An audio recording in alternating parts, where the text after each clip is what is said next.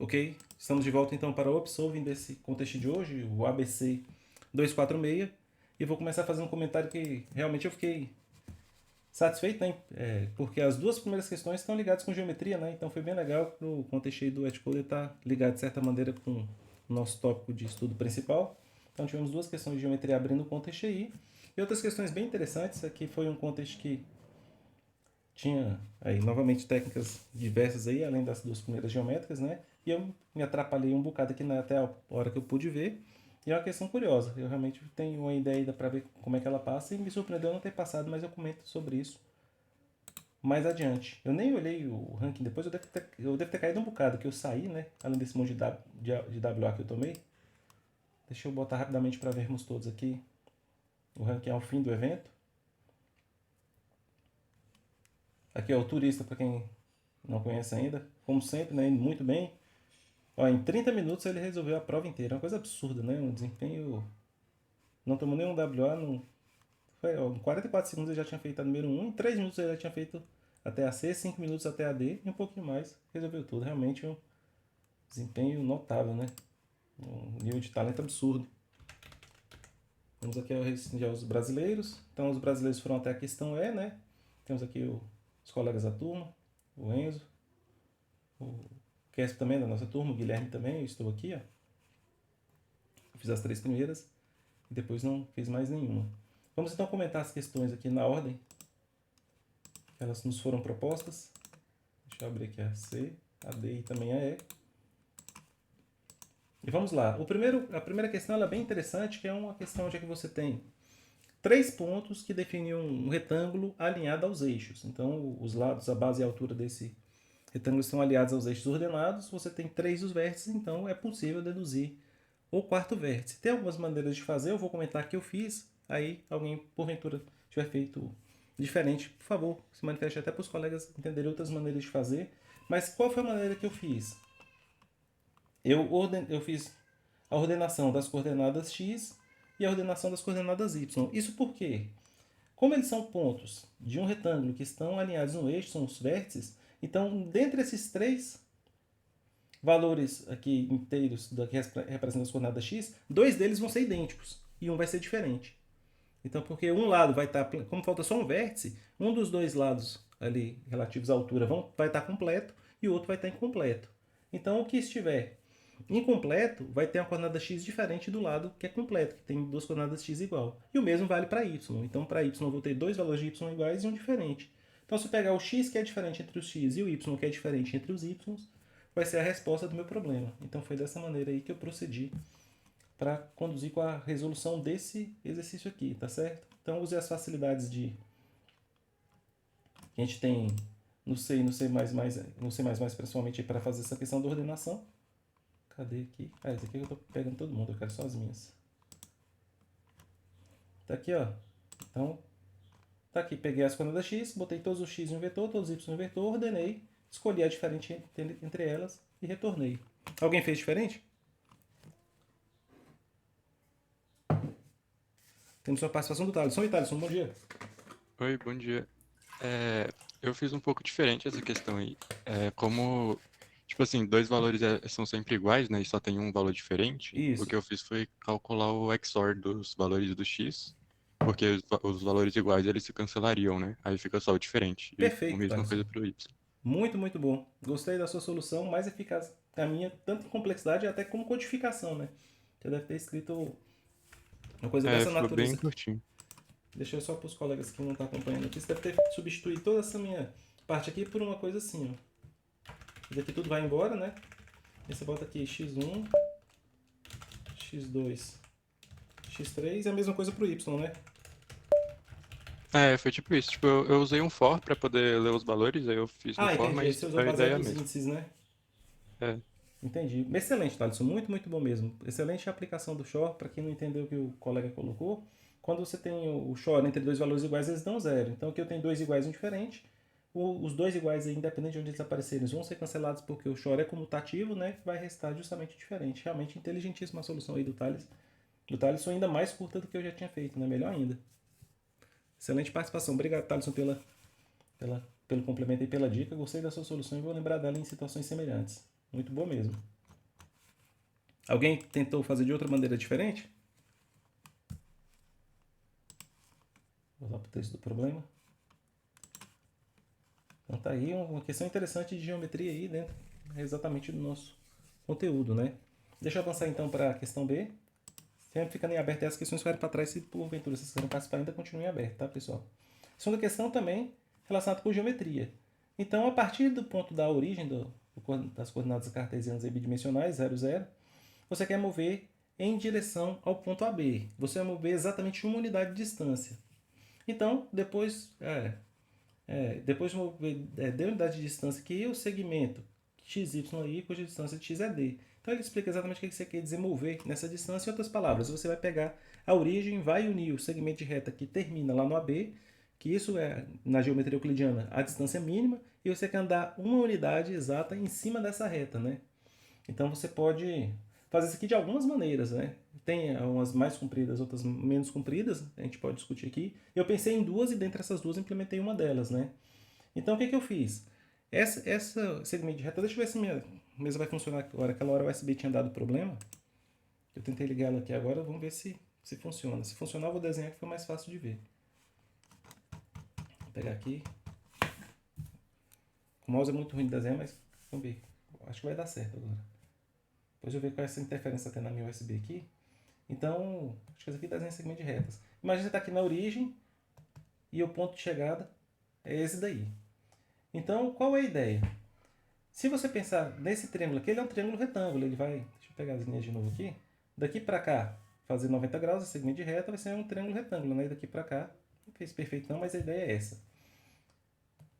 Então, acontece, por semelhança de triângulo, quando você tiver caminhado uma unidade de distância, você vai ter um triângulo aqui semelhante, né?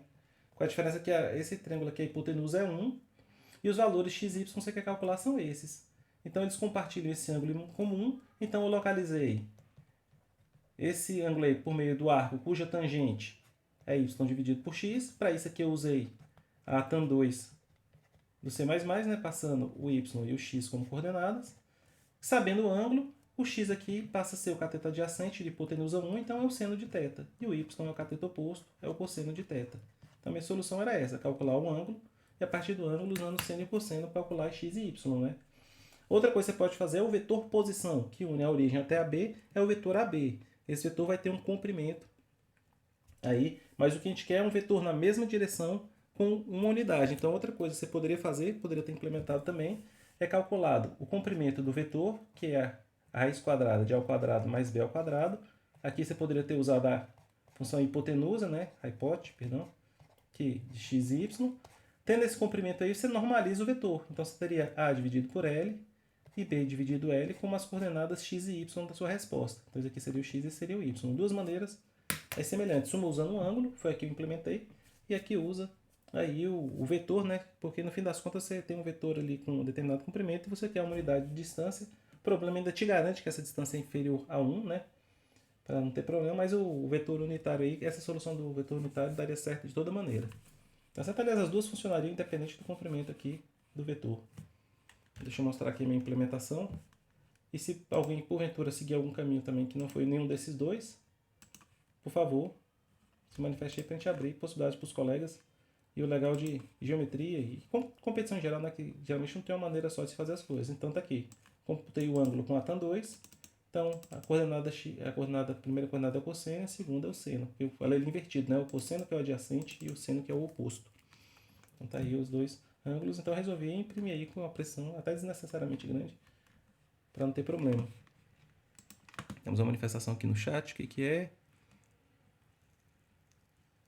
O Hugo usou o Atan, não o Atan 2. Recomendo que você conheça muito o Atan 2, porque tem uma diferença entre as duas que é fundamental e que poupa muito tempo para a gente. Olha só, o Atan, você tem que passar o arco cuja tangente dá esse valor. Então, você tem algumas situações aqui complicadas. Quando, por exemplo, a coordenada x é 0, quando você tem um ângulo de 90 graus. Então, aí o que acontece? Se o x for 0, menos 0, aí acontece uma série de casos excepcionais e o retorno está entre mais π menos 2π, tá certo? Então você tem que tratar essas questões aí de uma eventual divisão por zero, porque se você faz isso do lado de fora, você ainda corre o risco de dividir por zero. Já a tan2 lida com isso tudo sem dificuldades. Você passa o Y e o X, só lembrar dessa ordem, que é primeiro o cateto oposto, depois o adjacente. Aí, esses tratamentos internos são todas feitas para tan 2. E o intervalo vai de menos π a π. É todo o círculo trigonométrico. Então, dá para identificar, inclusive, o quadrante que isso aconteceu. Porque quando você faz a divisão, se fossem dois valores negativos e positivos, o ATAN 1 não consegue discernir se ele está no primeiro ou no terceiro quadrante. E com o ATAN 2 consegue. Então, é uma função muito útil aí que evita a questão da divisão por zero, é tratada internamente pela função, dispensa a gente dessa responsabilidade e ainda nos permite identificar o quadrante que está acontecendo aquilo, coisa que não acontece com a TAN 1. Tá certo? Muito bem, temos a participação do Yuri. Bom dia, Yuri, pode falar. Bom dia, professor. Eu, eu montei um sistema usando a colinearidade dos pontos e a distância. Isso, Então, foi aquele determinante, né, para ver se é colinear, tinha que dar igual a zero. isso. A distância tinha que dar igual a 1. Aí, com isso, eu isolei o valor de x e y e consegui calcular direto. Ah, legal. Interessante sua abordagem, eu não tinha pensado dessa maneira. Mas eu acho que nesse caso a colinearidade de certa forma estava garantida, né? Porque ele estava na mesma direção, né? Mas de Sim, toda maneira, montou o sistema que deu certo, perfeito. né? Foi mais para montar o sistema Ah, mesmo. entendi. Você partiu dessa propriedade que você sabia que tinha e derivou aí as equações, né? Aí, a partir do seu sisteminha já saía direto as duas coordenadas, né? Isso. Maravilha. Interessante aí. Eu não teria pensado em fazer isso dessa maneira, né? E o que prova o ponto que eu estava falando, né? Que a gente tem várias abordagens possíveis para o problema. Legal. Obrigado, Yuri, pela participação também. Temos mais uma do Gabriel Costa. Bom dia, Gabriel. Bom dia, professor. Eu estou com dúvida sobre. Eu vi que você viu a definição de ATAN 2 no manual do Linux. Isso. Por que isso está lá? O que acontece, o Gabriel, isso é bem legal. Isso é quase todo Linux vai ter isso, né? Porque o Linux ele é um sistema que, mesmo quando você instala uma distro que é para, entre aspas, o usuário final, ele vem com as ferramentas de desenvolvimento padrão, né? Pelo menos para a linguagem C, porque quando você atualiza o kernel, às vezes você compila, né, o kernel e tudo. Então, o que acontece? As páginas manuais, isso não é só para a linguagem C, não. As páginas manuais do Linux é a forma de documentação padrão do sistema, onde é que você tem informações sobre os comandos. Por exemplo, o comando que é make, para criar um diretório, makedir. Aí você pode vir aqui, man nele, e ele vai te dar uma página manual. Esse é um formato chamado trof. As primeiras aulas de TEP eu não usava slide, eu usava trof, né? Eu passava para os estudantes e você podia instalar as aulas e dar man nelas, né? Então é um formato bem legal, bem simples, dá para escrever eles. Sei lá, tudo no terminal. Então tudo que você quiser localizar aqui, você pode olhar. E o que é interessante aqui, veja nessa seção, veja também, tem o mkdir 2 entre parênteses. Em geral, a gente não indica a seção que está, mas quando você indica a seção, você tem como chamar makedir dentro do um código C, usando aqueles includes do Linux. Então você pode ver a outra mkdir, que agora é de programação, e todas as funções da API do C estão lá. O ATAM 2 que a gente estava discutindo agora também está aí, ó. Tá vendo? Então é bem legal, você usa man e obtém as páginas manuais. Quando há, por exemplo, uma função que é a time, que tem no C, mas aqui tem um comando do terminal chamado time, e você tem que procurar qual seção que estaria. E, em geral é a 3, tá? Mas aqui no caso nem foi. As seções vão de 1 a 9. Vai estar na 2 aqui, ó. Tá vendo? E também tem, às vezes pode investigar o 7. Professor, e tem outras linguagens também, não só o C++?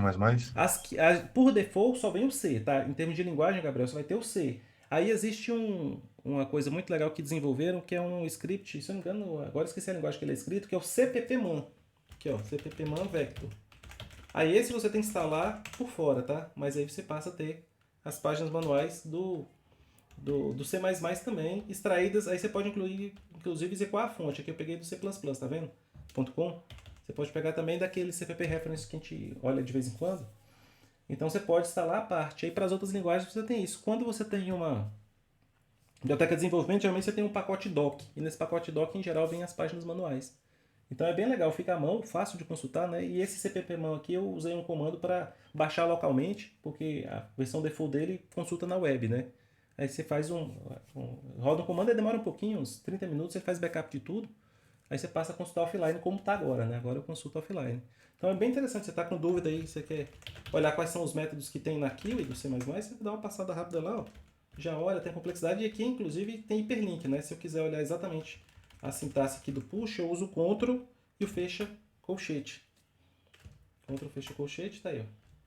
Aí aparece aí, no C98 a assinatura é essa, no C++ 11 passou a ter uma assinatura a mais, que é essa daqui de baixo, que usa Move Semantics, tem exemplo de código que exercita aquela função, aquela estrutura de dados, então é realmente bem interessante e é boa a sua pergunta, o Gabriel. Então, por default, você vai ter o man com os comandos e as funções do C e da API do Linux para desenvolvimento. Aí, se você quiser para uma biblioteca que você está trabalhando em particular, você quer inserir a documentação dela também, procure por um pacote doc ou um pacote man. Geralmente eles oferecem essa opção aí para você instalar as páginas manuais.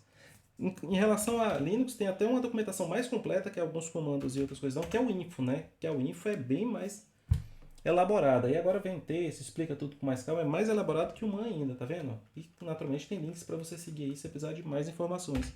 Então realmente é um ambiente muito bom para desenvolvimento, né? Vem com muita informação. Então você vai navegando aí, vai aprendendo, aprende um monte de coisa futucando as documentações, porque a gente aprende às vezes uma função, que nem eu sabia a ATAN que eu estava explicando para o Hugo agora, e você descobre na documentação, veja também o ATAN 2, e fala, por que tem um ATAN 2? Aí você vai, investiga, vai lendo e vai vendo as nuances do retorno. Eu vou olhar lá só uma última vez para mostrar para vocês uma coisa legal, ó, que vai vir o nome da função e das funções correlatas, né? Aqui tem assinaturas com double, float e long double. O que você precisa linkar na hora de executar, qual o include que ele faz parte, quais são os padrões que ele atende, ó, o ISO C99, o POSIX, tá vendo? Tem a descrição do que ele faz, todo o detalhamento dos retornos. Essa função não tem erro. Só quando ela não é thread safe, eles avisam. A questão da questão, tá vendo? Essa função é thread safe, você pode usar, tá vendo? Ela é MT safe. Ela está em conformidade com esses padrões. Tem uma série de sugestões, as funções trigonométricas, tá vendo? Ó? E também tem alguns detalhes e tem... Aqui não tem nessa função, mas vai ter uma aqui que vai ter. Quer ver que é a putchets. Essa aqui com certeza vai ter. Tá vendo? Bugs. Aí, ó. Que legal, tá vendo? Aí ele fala o que pode dar de bug nessas funções, né? E tem umas que também estão... Funções que eles pedem que você não use, né? Assim, então, você quer uma função que seja mais segura em termos de segurança, bugs previstos. Então é bem interessante. Tem muita coisa bacana para extrair dessas páginas manuais. Tranquilo, Gabriel? Tranquilo, professor, entendi. Dá uma pesquisadinha em CPPman que você vai achar. É um scriptzinho, você roda. Se você não quiser fazer esse processo que eu fiz, que é um pouco demorado e vai comer um espaço no seu disco, você pode, tendo conexão sempre com a internet, usar a versão online. Mas eu recomendo que faça, que é legal. E na hora do contest, claro, ali, rapidinho você consulta a mão do terminal. É muito legal. Tranquilo? Tranquilo. Eu já vou passar a palavra para você, Ítalo, porque teve uma participação aqui do Gabriel, mas o Gabriel Preis, que estava tentando usar o determinante de 3 anos, mas deu errado, né? Vale a pena, Gabriel, dar uma olhada com o colega que falou antes, me fugiu o nome, estou ficando maluco aqui, o cansaço, que fez por esse caminho para ver como é que ele chegou, como ele fez essa dedução, já que você tentou por esse caminho, para ver que de repente suas contas não bateram com a dele, que a dele funcionou. Oi, Ítalo, bom dia. Bom dia, professor, tudo bom? Uhum. Eu fiz utilizando semelhança de triângulos. E aí, quando a gente faz a semelhança, a equação, Isso. no final dá A dividido pela hipotenusa e B dividido pela hipotenusa. Isso. Esse foi o meu jeito, porque é diferente aí dos outros jeitos que as pessoas resolveram. Perfeito. Mas, falando também o jeito para poder verificar uma função em Python, você pode usar a função help, que aí você consegue ver a sintaxe de todas as funções em Python. Ah, perfeito. Aqui, eu sei que você está falando, deixa eu até ilustrar aqui para os colegas, falando que dentro do Python já tem o help aqui para ver, por exemplo, a função que converte para char. Eu não sei se não passa só o nome, tem que passar entre aspas. Mas tá aí, ó, a documentação, tá vendo? O código Unicode do original. Então tem um apoio também grande já embutido dentro do Python, né? Isso aí faz parte da própria linguagem. Bacana a dica, Ítalo. E o que é interessante é que você visualizou geometricamente por meio da semelhança de triângulos e a expressão que você chegou é a mesma da normalização do vetor unitário, que é A sobre hipotenusa e B sobre hipotenusa, porque esse L aqui é hipotenusa. Interessante, né? O caminho é diferente, né? O caminho teórico é diferente, mas a relação... Isso é o interessante da matemática, né? A abordagem teórica pode divergir, mas as relações entre as variáveis não mudam, né? Então você conseguiu estabelecer a mesma relação por um caminho diferente, mas ela tem que permanecer verdadeira. E é bem bacana, né? Que a expressão que você usou por semelhança coincida com a abordagem vetorial, né? Bacana, Ítalo. Obrigado pela participação e pela dica do Python também. Temos aqui no chat mais alguma... uma participação do Luiz Gustavo. Ah, entendi. Uma possibilidade essa do Luiz Gustavo é bem interessante. Ele está falando que montar um sistema com a equação da reta, que une a origem até o ponto, e também um círculo de raio 1, né?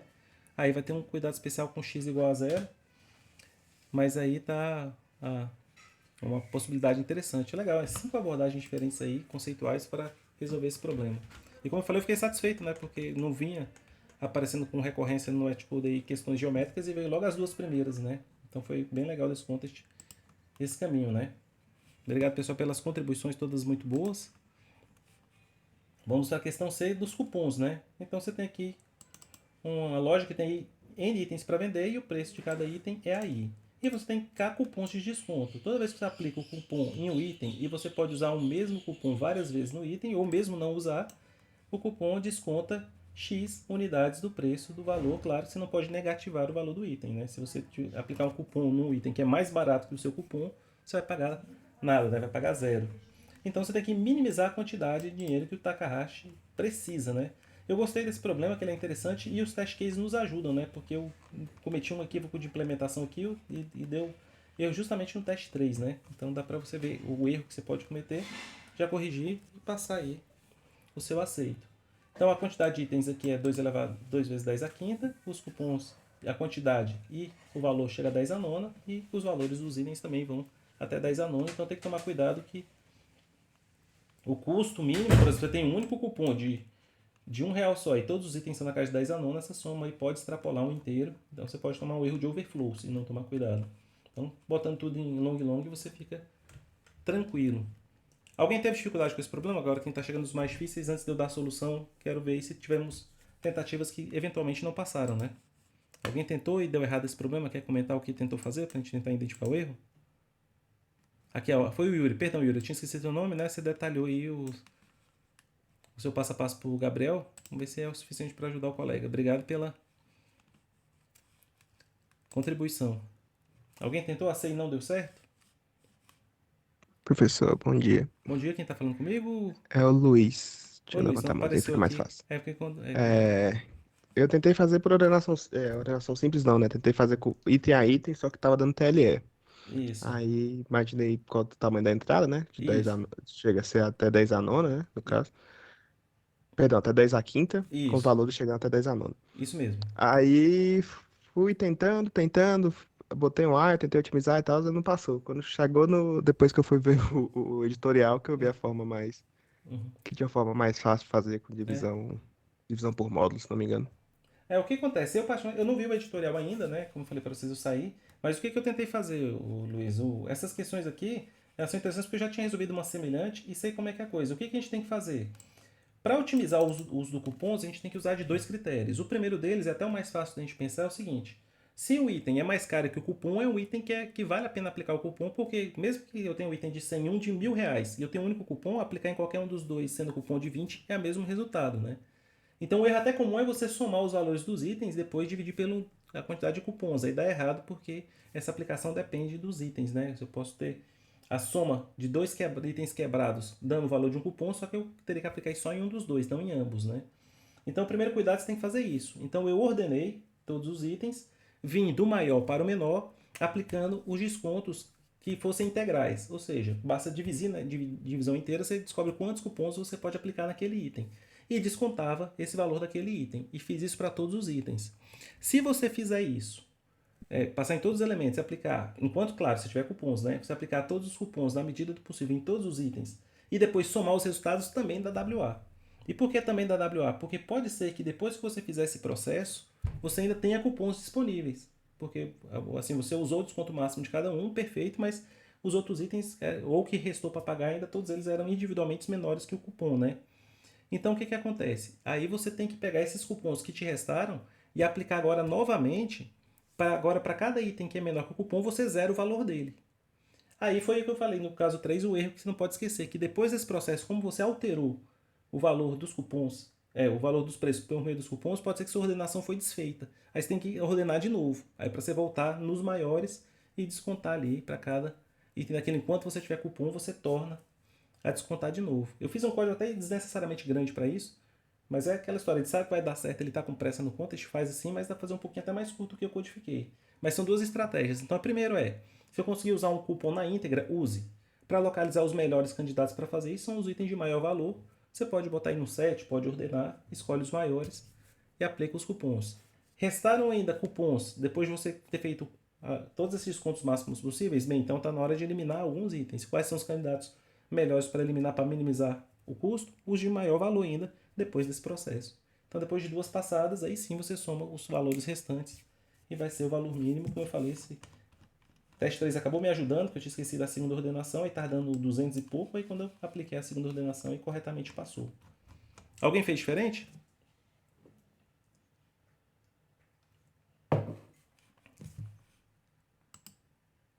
Eu acho que não tinha como ir muito diferente disso daqui, né? Mas se alguém tiver feito diferente, eu agradeço. Vai ser até interessante para, como eu falei, acrescentar aí para os colegas possibilidades, né?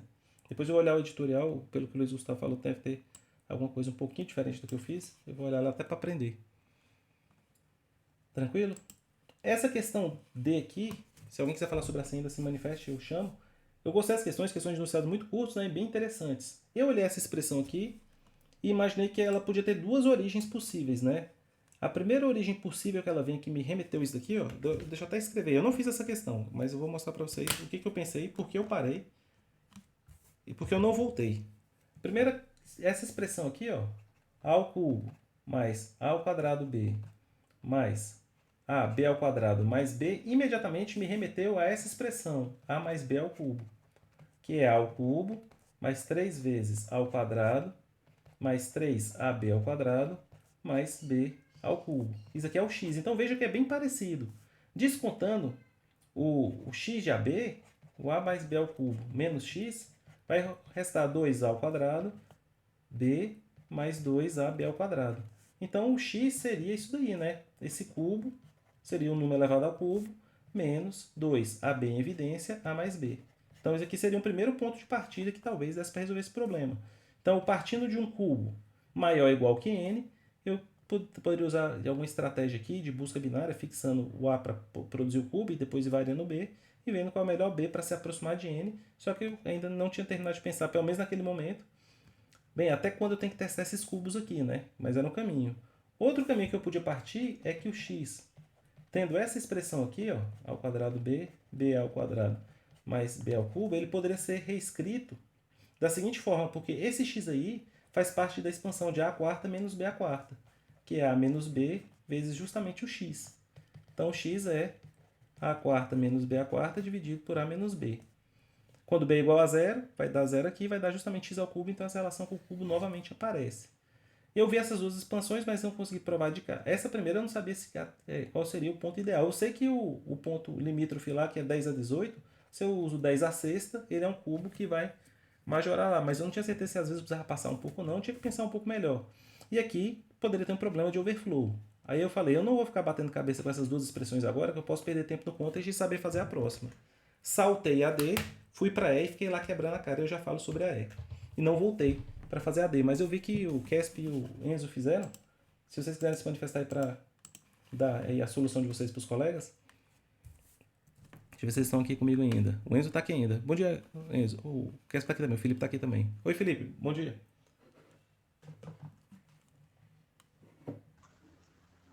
Bom dia. Porque, tipo, cada elemento A e o B, eles só podem ir até no máximo 10 a 6, tá certo? Porque Perfeito. se for mais do que isso, aí o A ao cubo já dá mais que 10 a 18. Perfeito. Então eu fiz um for loop com A indo de 0 até 10 a 6. Isso. E aí, para cada para cada valor de A, eu fazia uma busca binária para encontrar o menor valor de B, que fazia essa equação aí ser maior ou igual a N. Perfeito. Porque eu entendi o que você está fazendo. Uma vez que o A está fixo, o valor de B agora é a expressão que você tem, né, com A fixo é uma função em B crescente, né? Aí cabe busca binária, né? Uhum. Perfeito, muito boa solução. Aí você nem precisou usar esse tipo de estratégia que eu estava usando aqui, né? De tentar reescrever a expressão. Você partiu direto da expressão do x mesmo, né? Uhum. Maravilha, boa solução, gostei. Por isso que eu acho que você fez até... Quando eu fui olhar meus tempos aqui, eu olhei pra cima e vi que você fez ela bem rápido, né? 40 minutos de contas você conseguiu. Chegou a errar uma vez, o que aconteceu? Foi falha de implementação? Aqui na busca binária, ao invés de colocar left menor que right, eu coloquei... Quer dizer, ao invés de colocar left menor ou igual a right, eu coloquei left menor ou igual a right. Faltou igual. É triste, né, rapaz? Eu fico bravo. Pensou certo, tava tudo perfeito e é uma bobeirinha de implementação, né? Maravilha, muito boa solução. Excelente aí a proposta que você fez. Então, eu já converso com você sobre daqui a pouquinho. Deixa eu conversar com o Enzo também. Fez do mesmo jeito, Enzo? Busca binária em cima da expressão de x ou você manipulou ela de alguma maneira? Não, eu fiz busca binária também, professor. Foi a Tá. mesma coisa do Casper. Perfeito. Obrigado pela contribuição, Enzo. Vamos passar então para a danada questão E. Essa questão E eu passei muita raiva aqui com ela, porque o que acontece? As condições do problema aqui são bem interessantes. É um problema de xadrez, né? Vira e mexe aparece problema de xadrez para a gente em maratona. Você vai ter um tabuleiro com alguns peões brancos posicionados e você vai ter um bispo branco. A gente sabe que no xadrez o bispo ele só se movimenta em casas de mesma cor. Então esse bispo branco, eu tenho dois bispos brancos, né? O bispo que ocupa as casas pretas e o bispo que ocupa as casas brancas. A partir da posição inicial você vai saber quem é quem, né? Mas o ponto é que você tem um ponto de destino, um ponto de partida, e você quer saber o número mínimo de movimentos que você vai conseguir fazer essa movimentação toda aí. E se não for possível, você retorna -1. E não será possível justamente isso, né? Quando o ponto de partida estiver na casa preta e eu chegar na casa branca e vice-versa. Então, o que acontece? Vamos dar uma olhada nos limites do problema. Aqui ele diz exatamente a movimentação, que significa que a partir do ponto que você está, o bispo no xadrez se move nas diagonais, né? Para quem não conhece o jogo, está tecnicamente escrito aqui, mas para quem conhece, isso aqui é até desnecessário. Lembrando que um peão branco bloqueia o movimento do bispo, né? O bispo não pode saltar pelo peão branco. Se ele pudesse saltar, esse problema seria bem mais fácil do que ele é. O n é 1500. 1500 ao quadrado, a princípio, permite uma solução quadrática, né? Foi aí que começou a minha confusão. Porque se tem os pontos de partida e de chegada, eles não podem coincidir. A string aqui define o tabuleiro com um ponto significando casa livre e esse símbolo significando a presença de um peão branco. Tá? Aqui dá para ver que tem 4 peões brancos, um tabuleiro aí 5x5, os tabuleiros são quadrados. Eu tenho que sair da primeira linha, terceira coluna, e chegar na terceira linha, quinta coluna. Isso dá para fazer em 3 movimentos. Tem a sequência aqui embaixo. E aqui é um exemplo que não é possível. Você não tem nenhum peão branco, mas vejam vocês, ó, a soma dos índices de partida é ímpar. Então ele tem uma cor. E aqui a soma dos pontos de partida é par. Então ele tem outra cor. E significa que eles não podem se encontrar. Por isso que dá um -1. Depois um tabuleiro um pouco maior aí com 9 de solução. O que acontece, pessoal? Dá para montar um grafo da seguinte maneira. Para cada posição do tabuleiro, você vê se é possível se movimentar segundo as regras do xadrez para alcançar as casas vizinhas nas diagonais principais e secundárias para frente e para trás, nas 4 direções. Cada um desses pontos pode ter no máximo um número linear de adjacências, porque o que acontece? Se você movimentar na diagonal principal, você tem, compartilhando essa mesma diagonal, mais n menos 1 pontos no máximo. E na diagonal secundária, menos 1 pontos no máximo. Então, a princípio, o número de adjacências de cada um desses vértices é linear. Então, se eu fizer olhar cada uma dessas casas e ter esse número de adjacências, eu posso fazer uma travessia como uma BFS para poder computar essa distância com o algoritmo quadrático. Mas pense, passou o algoritmo quadrático aqui de jeito maneira. Implementei esse algoritmo quadrático, não passou. E, de novo, a complexidade estava correta para o problema. Quando a complexidade está correta e está dando TLE, significa que a constante está alta. E eu comecei a baixar a constante aqui do C++. E eu cheguei ao ponto extremo, na última tentativa, de tirar a fila da BFS e substituir por um vetor linear, onde é que eu não fazia os métodos que envolvem a alocação de memória, né, que é o pop e o push. E fui tirando isso aí, fui tirando, e nada desse código passar, né, da TLE nos últimos 8 casos de teste, né. E aí eu precisei sair, infelizmente, e não consegui avançar um pouco mais. Pode ser que tenha uma solução subquadrática que eu não enxerguei. E das otimizações que eu pretendia aplicar, ficou faltando só uma. Então ainda vou testar ela para ver se ela passa, que eu vi que realmente eu estava computando, eu estava fazendo a montagem das arestas como gráfico implícito, né? Eu não explicitei as arestas no vetor de arestas. Mas na montagem das arestas eu vi que se eu botar um marcador extra, que é a ideia, né? Trocar memória por performance, se eu botar um marcador extra dá para fazer um pouco mais eficiente. Mas realmente fiquei surpreso de não passar, o time limit é grande, é de 6 segundos. Aí que dava mais impressão ainda, que é uma solução quadrática bem escrita, tá? Então, só que o bem escrito foi a parte que eu pequei. Aí eu vou convidar o Felipe de novo, que passou o dele, né? O que você fez, Felipe? Para passar o seu aí, você foi para um caminho subquadrático ou você implementou o quadrático melhor do que eu? Eu fiz usando quadrático mesmo. Eu fiz uma fila, e nessa fila eu guardava várias informações. Era uma fila de pontos. Então, eu guardava o x do ponto, o y do ponto, coordenados, né, as coordenadas. E guardava também a distância para chegar naquele ponto e E qual foi a direção do último movimento para chegar naquele ponto? Exatamente a última motivação que eu não ia fazer, porque se você chegou por aquela direção, você não precisa investigar mais aquela direção, né? Isso. Se você chegou pela Aí, diagonal principal, você só tem que investigar a secundária para ele, né? a secundária e as outras duas também. Eu acho que porque eu posso estar até enganado, mas se você chegar pela principal, acho que você não precisa pegar na principal reversa também não, né? Eu vou até testar isso mesmo, porque eu tenho que implementar isso de toda maneira. Mas eu entendi o que você está falando. Se você chegou por uma direção, você tem que ver aquela direção passa a ser desnecessária, né? Você só repete um cálculo que não vai te trazer benefício nenhum, né? Acho que daria pra fazer Maravilha. assim mesmo. Essas Uma duas que você motivação. fez antes que você não passou, foi TLE também? Uma foi TLE e a outra foi WA. Porque o WA foi porque foi do jeito que eu estava implementando antes, dava errado, porque tinha alguns casos que dava para chegar num lugar usando a mesma distância ou a distância mais um. Aí eu Entendi. não estava. Às vezes eu colocava que era distância mais um, sendo que dava para chegar com distância. Perfeito, entendi. Maravilha, Felipe. Parabéns pelo seu desempenho, desempenho muito bom. Vocês, ao longo do curso, eu imagino, pra gente que não vinha praticando Netcoder, né, deve estar com o rank só subindo, né? Deve estar com um ascendente bem legal, por conta de bons desempenhos, né? Jazinho você vai passar aí certamente do rank que eu tava, porque eu já tinha mais tempo fazendo, né? Estou bem satisfeito aí com o desempenho de vocês, não só do seu, mas de todos os colegas, né? Essa questão me lembrou muito uma questão que eu fiz num site russo uma vez, que era para...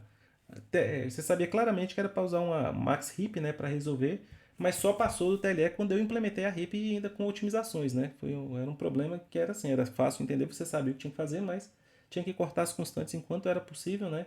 E aqui era o mesmo caso, né? Porque isso que você fez de checar a direção é uma otimização, claro, ajuda bastante na performance aí de passar o problema, mas você vê que é o tipo de problema que não me agrada muito, porque você vê que a pessoa que elaborou esse problema viu que o quadrático seria teoricamente viável, mas a constante seria alta, aplicou algumas otimizações e ainda assim precisou de um TLE de 6 segundos, né? Então sei lá se isso é o que ele está tentando avaliar, mas faz parte do jogo, tá certo.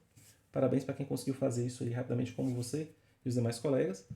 Eu vou passar a minha daqui a pouco, porque quando eu fui dirigir, fui buscar meu menino, eu vinha pensando no carro, falei, faltou esse último retoque aí, né, que eu concentrei mais, porque as estruturas da STL, elas acabam tendo um custo, né, de ter uma constante razoavelmente alta, né. Eu lembro até do problema do passado, em 2014 ainda, que a gente resolveu ele se usasse um stack, aí não passava, e se você implementasse a stack, passava, e passava com uma diferença absurda, né? Um dava TLE de 3 segundos e outro passava em 0.1. Aí eu falei, vou cortar aqui os excessos que eu uso muito STL, né? Mas ainda assim não tinha sido suficiente. Então ficou pendente dessa otimização aí também.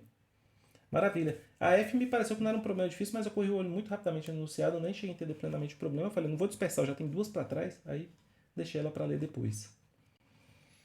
É isso, senhores e senhoritas. Alguma outra consideração que vocês querem fazer a respeito do contexto de hoje?